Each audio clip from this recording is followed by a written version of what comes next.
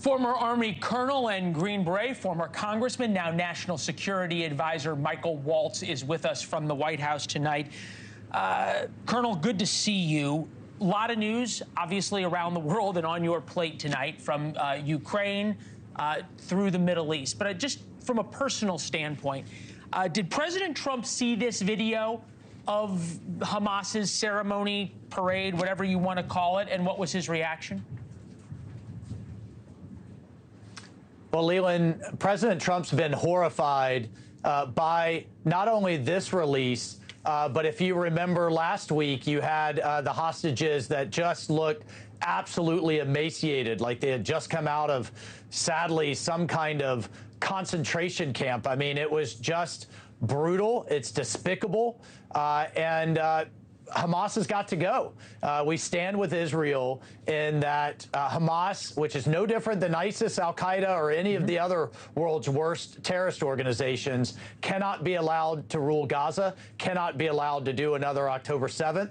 And if we think back just not too long ago, you had college campuses chanting and cheering on this group in the worst form of anti-Semitism, just truly despicable, the behavior that we're seeing, and our heart breaks for these families. You say Hamas has got to go. That's only going to happen with military force. Are we to understand that, what is it, the United States supports Israel if they want to restart the war and go after Hamas, or the United States is encouraging Israel to restart the war and go after Hamas? Well, there's a number of options, and those discussions are ongoing. Heck, somewhere in between. Maybe some of their senior leadership sees now that they have no option. Hezbollah is not coming to save them. Iran is in a weakened state. Assad has fallen. They are completely isolated. Perhaps they go to Iran, go to some other place. But at the end of the day, they won't rule Gaza. And we will certainly support Israel in that regard. Just coming back to sort of this video, look, even as 4 years I spent there, I'd never seen anything quite like this. Channel 14 News in Israel has reported President Trump's reaction to seeing the spectacle in Gaza of handing over dead children. President Trump reportedly said to his advisors, quote, "I want to see Gaza wiped out. I don't want to even see one building standing." Any truth to that? Not to my knowledge, Leland. That's just not to my knowledge. Okay, but fair enough. What he has said is that Hamas has got to go. And he has talked about the reality of 1.8 million people living in a wasteland of rubble, unexploded ordnance, no sewage, no water, and having the region come to the table with a realistic plan. How do you rebuild given the destruction, and how do you deal with those people for the foreseeable future and how long it's going to take? Right, but those are the people who are out celebrating today, right? And those are the people who were also subject or offered $5 million apiece for an Israeli hostage.